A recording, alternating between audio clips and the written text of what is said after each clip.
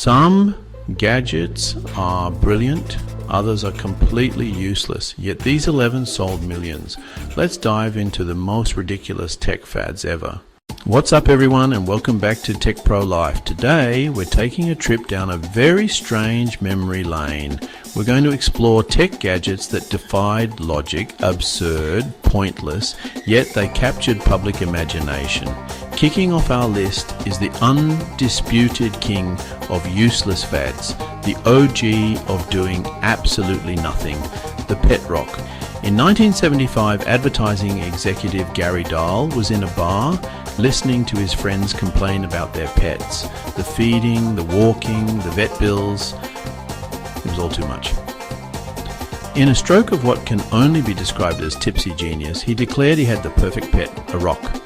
Each pet rock was a smooth, ordinary stone sourced from a beach in Mexico, presented in a custom cardboard box, complete with air holes nestled on a bed of soft straw. The real masterpiece, however, was the 32-page instruction manual that came with it. This manual, the care and training of your pet rock, was pure comedic gold. For about $4 a pop, you could be in on the joke, and millions of people wanted in. In just a few months, Gary Dahl sold over 1.5 million pet rocks, becoming a millionaire almost overnight. The fad burned, bright and fast, fizzling out by early 1976, but its legacy was cemented. It became the ultimate symbol of a fad, proving that with the right marketing you can sell literally anything, no function, no purpose, no technology whatsoever, yet it remains one of the most successful and talked about products in history. You would think the story of the pet rock ends in the 1970s, a quirky footnote in the annals of marketing history. But you would be wrong. I present to you the USB pet rock. A rock that you could plug into your computer. What did it do? Absolutely nothing. The computer doesn't recognize it. No drivers are installed. No secret files appear. No lights flash. It doesn't get warm. It doesn't vibrate. It just sits there, tethered to your machine, consuming a valuable USB port and silently judging you for your life choices. The creators were completely transparent about its lack of function. The product description was a masterclass in deadpan humor, proudly proclaiming, just plug the USB cable into a free port and watch as your pet rock does nothing. It's the perfect gift for the person who has everything and wants nothing. They leaned into the absurdity, knowing that the joke was the entire point. And just like its ancestor, people bought it. They bought it in droves. The USB pet rock became a viral sensation, a must-have desk accessory for tech geeks, office workers, and anyone with a sense of irony. It proved that the core appeal of the original pet rock, the sheer, unadulterated silliness, was timeless. The technology was irrelevant. The joke was eternal. The USB pet rock was the ultimate anti-gadget, and in a world saturated with tech, that's exactly what made it so appealing. It did nothing, and it did it perfectly. The selfie stick. Few gadgets have inspired such a mix of widespread adoption and public scorn. At its core, it's an incredibly simple device, an extendable monopod designed to hold your smartphone, allowing you to take photos of yourself from a greater distance and a higher angle. It took the perfect storm of the smartphone revolution, the rise of front-facing cameras, and the cultural obsession with social media platforms like Instagram to make the selfie stick a global phenomenon. Tourist hotspots, concerts, and family gatherings were suddenly filled with people waving these wands in the air. The selfie stick was simply the tool that promised a better, more flattering, and more inclusive photo. It allowed for wider angles, fitting more people and background into the frame. Museums, art galleries, and theme parks began banning them, citing safety concerns and the disruption they caused. The device was simultaneously a must-have accessory and a public nuisance, a perfect paradox of modern tech culture. While the initial craze has died down, the selfie stick hasn't disappeared. It's just become a more normalized, if still slightly embarrassing, part of our tech toolkit. It empowered users to take control of their own image, to frame their lives exactly as they wanted to present them. Clap on, clap off. The Clapper, first sold in 1985, promised the future in your living room. It was a simple sound-activated switch you plugged into an outlet, then you plugged a lamp or another small appliance into it. By clapping your hands twice, you could turn the device on or off. The Clapper's sound sensor wasn't precision engineering. Any loud, sharp noise could trigger it. A dog barking, a door slamming, a cough, or even a particularly loud scene in a movie, like that could plunge you into sudden darkness or unexpectedly turn on the TV. This led to countless frustrating and kind of hilarious bump moments. Furthermore, the act of clapping itself wasn't always simple.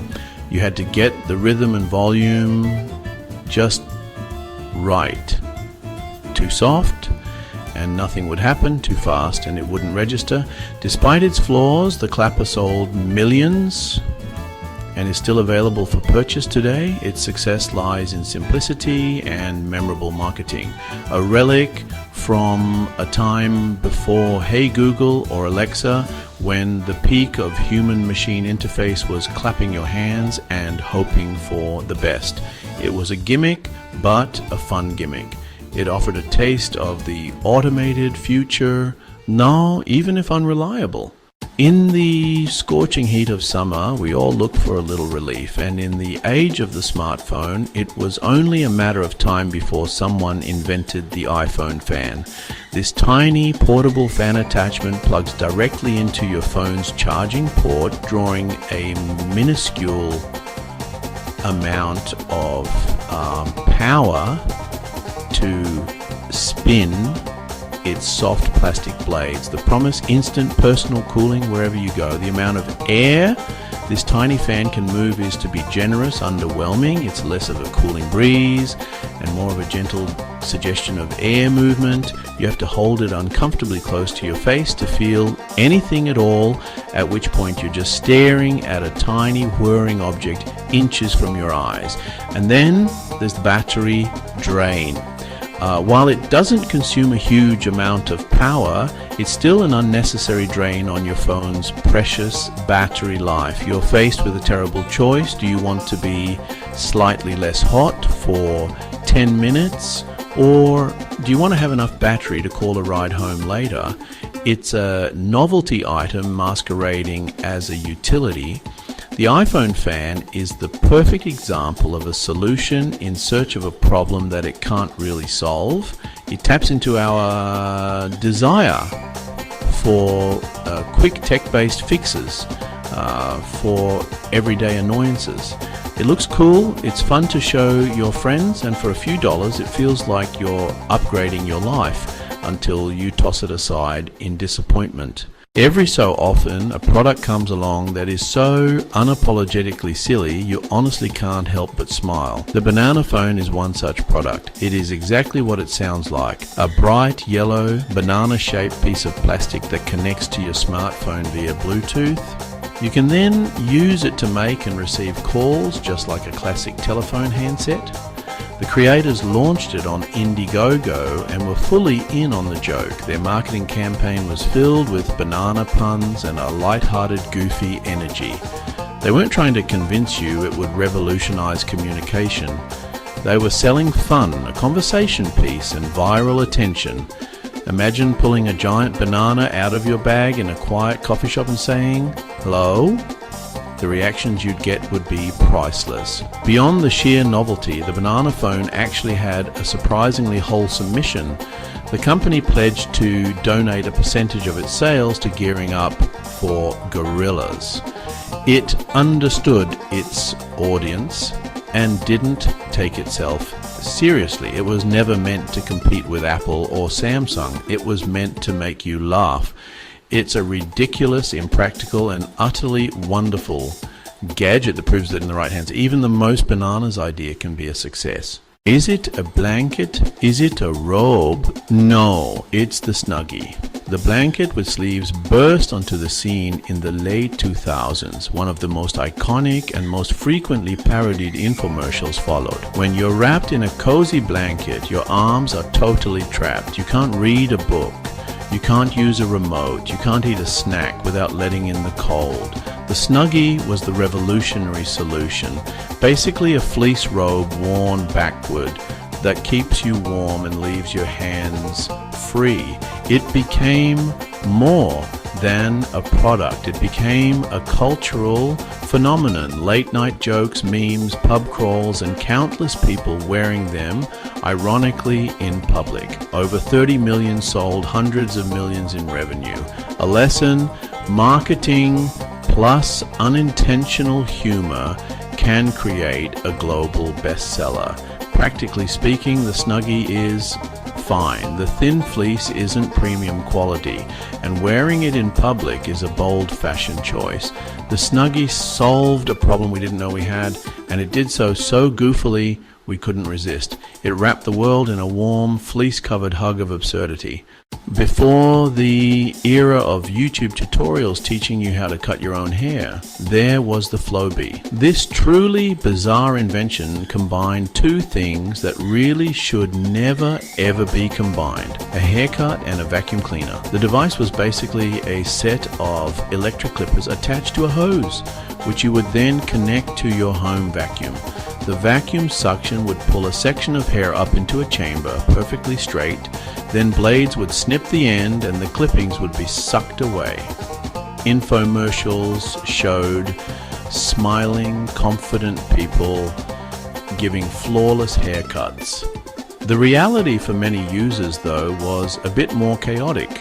One wrong move, one incorrect spacer, a moment of hesitation could result in a disastrously uneven cut, a bald patch, or a style that looked like you'd had a fight with a lawnmower and lost. Despite the risks, the Flowbee developed a cult following.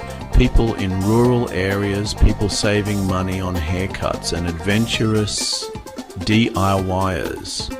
It was even championed by celebrities like George Clooney. It sold over 2 million units and saw a resurgence during the global lockdowns of 2020 as people looked for ways to manage their hair at home. It's a gadget that just won't die. A testament to the enduring appeal of taking your grooming into your own slightly shaky hands.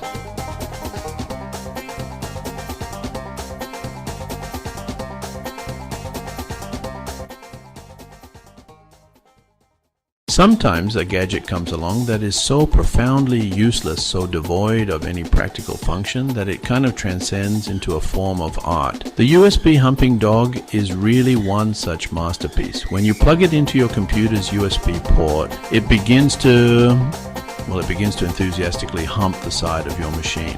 That's it. That's literally all it does. It doesn't store data. It doesn't charge anything. It doesn't light up or make noise other than the gentle whirring of its tiny motor.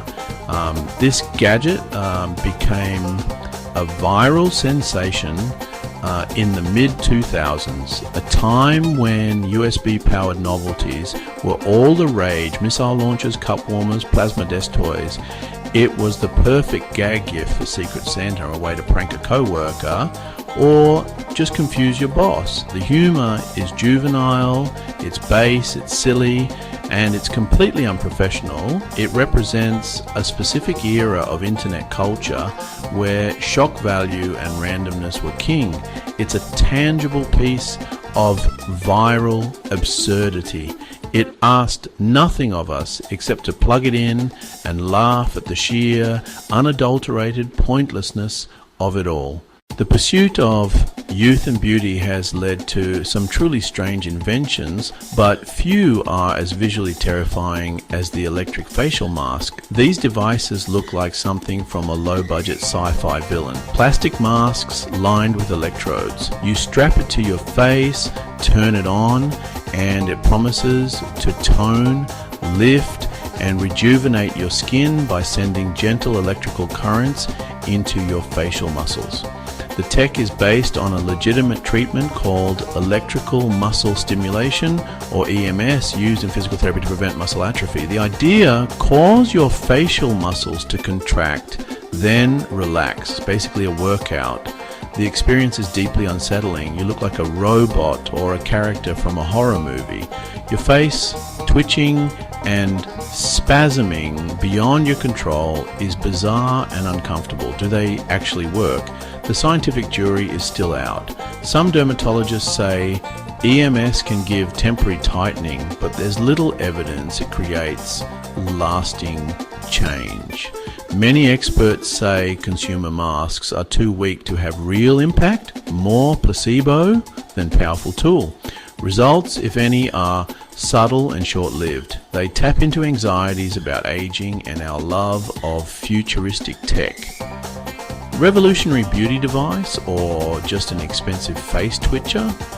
Either way, one of the most bizarre pieces of tech to strap to your head. In 2009, Twitter was exploding. The 140-character social network was the hottest thing on the internet. But smartphones, as we know them today, were still in their infancy. Not everyone had constant mobile access to the internet. Into this gap stepped a company called Peak, the Twitter Peak. The Twitter Peak was a small, handheld device with a tiny screen and a full QWERTY keyboard. Its sole purpose was to send and receive tweets. It couldn't browse the web, send emails, make calls, or send texts. A one-trick pony in a world of technological Swiss Army knives. One-time cost around $100 to $200 plus a monthly service fee. A dedicated portal to your Twitter feed. Execution was terrible and timing worse. The device was slow, the screen was hard to read, and the user interface was clunky. The tech landscape shifted fast. Within a year, smartphones became cheaper, more powerful, and ubiquitous. Official Twitter apps and dozens of third-party apps offered a vastly superior experience for free. The Twitter Peak became obsolete almost immediately, a fossil from a brief transitional period of the internet. A hilarious miscalculation of where the future was headed. And there you have it, 11 gadgets that rode a wave of hype, hilarity, and questionable utility all the way to the bank. Thanks for watching TechProLife. Which of these useless gadgets shocked you the most? Drop your pick in the comments, hit like if you enjoyed this breakdown, and subscribe for more crazy, cool, and useful tech reviews every week.